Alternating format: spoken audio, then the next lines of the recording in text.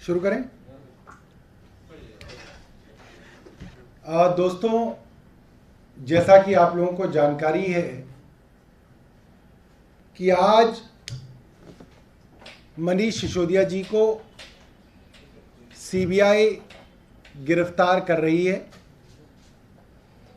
और आज दिल्ली में हम लोगों ने ऐसा नज़ारा देखा जो आज तक आज़ाद हिंदुस्तान के इतिहास में कभी नहीं देखा गया।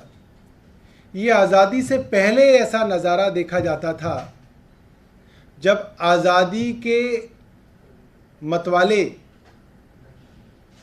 और आज़ाद कराने वाले हमारे स्वतंत्रता सेनानी शहीद आज़म सरदार भगत सिंह जैसे स्वतंत्रता सेनानी देश के लिए कुर्बानियाँ देते थे, देश के लिए जेल जाया करते थे, अंग्रेज़ों की पुलिस की यातनाएं सहा करते थे, झूठे मुकदमों के अंदर उनको बार बार अंग्रेज़ सरकार फंसाया करती थी और उनकी पुलिस उनको अलग अलग मुकदमों में जेल में डाला करती थी।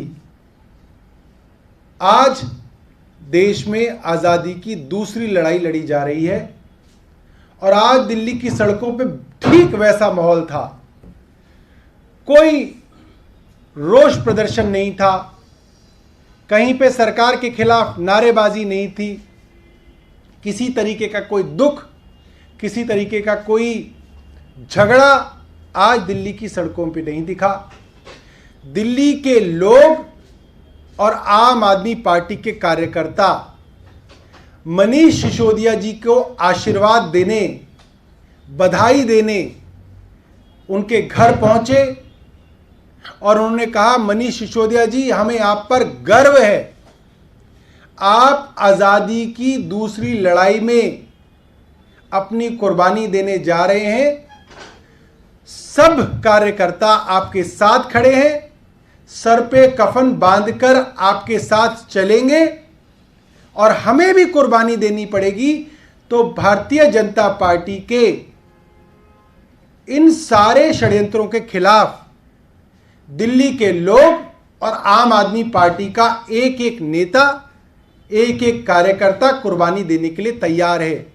ये वादा आज मनीष सिसोदिया जी को किया गया और ये बात, जो जश्न आज दिल्ली की सड़कों पे मनाया गया, जो बसंती रंग की पगड़ियां पहन के आम आदमी पार्टी के कार्यकर्ता तिरंगों को हाथ में लेके झूम रहे थे, इसको देख के भारतीय जनता पार्टी के पेट में दर्द जो है वो हम समझ सकते हैं, क्योंकि भारतीय जनता पार्टी वो पार्टी है जिसकी मातृ संस्था आरएसएस ने आज़ादी के 55 साल बाद भी अपने मुख्यालय पे तिरंगा नहीं लहराया था।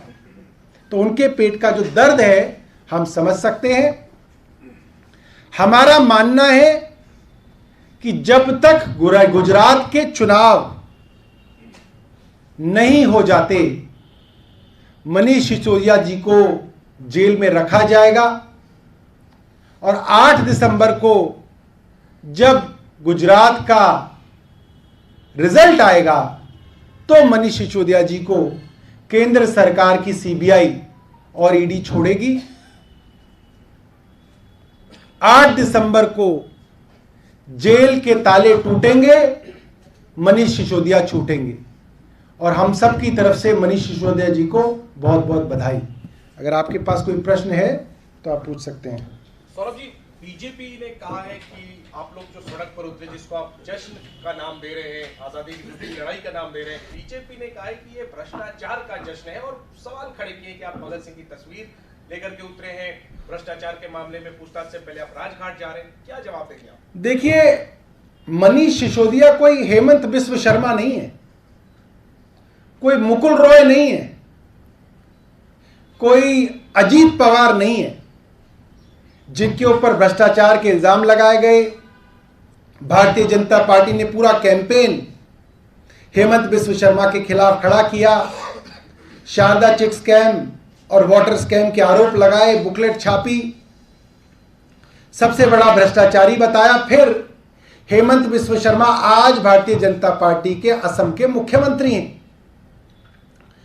मनीष सिसोदिया देशभक्त हैं, कोई बंगारू लक्ष्मण की तरह देश के रक्षा की सौदे में दलाली नहीं खाई उन्होंने, जो वो मुंह छिपा के सीबीआई के दफ्तर जाएंगे, सीना चौड़ा करके, हाथ में तिरंगा लेके, सर पे कफन बांधकर आज वो सीबीआई मुख्यालय गए और हमें उन पे गर्व है। सर, क्या सिर्फ सियासत हिंदुस्तान में बात है या जमहूरियत के नाम की कोई चीज है? जो भी अपोजिशन पार्टियां अपने हक के लिए लड़ती है, क्या सियासत की जो इंसानियत का कोई जज्बा नहीं?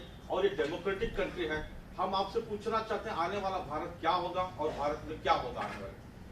देखिए, जब भारतीय जनता पार्टी अपोजिशन में थी तो प्रधानमंत्री मोदी जी खुद कहते थे कि किस तरीके से सीबीआई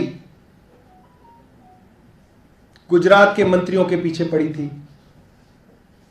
गुजरात के मुख्यमंत्री के पीछे पड़ी थी, क्योंकि तब नरेंद्र मोदी जी अपोजिशन में थे। आज सरकार में आने के बाद उन्होंने कांग्रेस के तमाम रिकॉर्ड तोड़ दिए। जहां चुनाव होता है वहां पे ईडी, सीबीआई और इनकम टैक्स एक्टिव हो जाते हैं, तमाम नेताओं को जेल में डाला जाता है। और अब तो ऐसा भी देखा गया कि अगर कोर्ट के अंदर जज साहब ईडी से और सीबीआई से सवाल पूछने लगे तो केंद्र सरकार जज बदलवा देती है। अभी तक तो दबाव सिर्फ सीबीआई और ईडी पे था, अब तो जजों पे भी यह दबाव है कि अगर आप सीबीआई और ईडी से सवाल करेंगे तो केंद्र सरकार बड़े कोर्ट में जाके जज बदलवा देगी।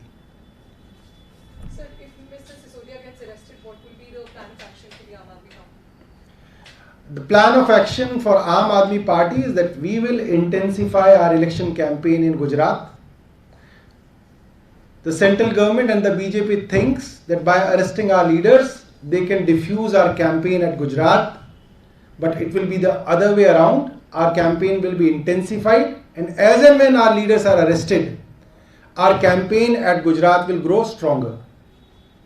इसको हिंदी में कर दीजिए कि जो अगर सिसोदिया जी जब अगर मनीष सिसोदिया जी गिरफ्तार होते हैं, जो कि आज होंगे, तो गुजरात में हमारा जो कैंपेन है और ज्यादा मजबूत होगा। जब जब हमारे नेताओं की गिरफ्तारी होगी, गुजरात के अंदर हम और ज्यादा मजबूत होकर निकलेंगे, क्योंकि लोग जो हैं वो देख रहे हैं और वो जानते हैं कि क्यों गिरफ्तारियां हो रही हैं और केंद्र सरकार क्या चाहती है। आज आपके सभी कार्यकर्ता बैठे हुए सीबीआई हेडक्वार्टर पे, आपने जैसा कहा कि उनकी गिरफ्तारी होगी, तो क्या वो प्रोटेस्ट बाद वहीं पे प्रोटेस्ट? कोई प्रोटेस्ट नहीं है, मैं आपको ये बताना चाह रहा हूं, कोई प्रोटेस्ट नहीं है। वो तो आजादी के देशभक्ति के तराने गा रहे हैं, वहां पे देशभक्ति के गीत गाए जा रहे हैं। मनीष सिसोदिया जी पे गर्व करने के लिए वहां पे तालियां बजा के हमारे कार्यकर्ता उनका उत्साह बढ़ा रहे हैं। कोई हमारा जो है प्रोटेस्ट नहीं है, हमें सीबीआई से, ईडी से कोई शिकायत नहीं है। वो बेचारे वही कर रहे हैं जो केंद्र सरकार उनको करने के लिए कह रही है। मनीष जी जेल जाएंगे और हमारा सर और ऊंचा होगा। सर, हुकूमतें जो जिस तरह से इन संस्थाओं पे दबाव डाल रही है, जैसा कोर्ट है, जैसे ईडी, सीबीआई है, फिर आने वाली नस्लें जो है किस नाम के भारत को देखेगी? और आपकी जो पार्टियां अपोजिशन इसकी जो मुखालिफत कैसे करेंगे और देश कैसे आजाद होगा? बहुत जल्द देश जो है भारतीय जनता पार्टी से आजाद होगा, सब कुछ ठीक हो जाएगा।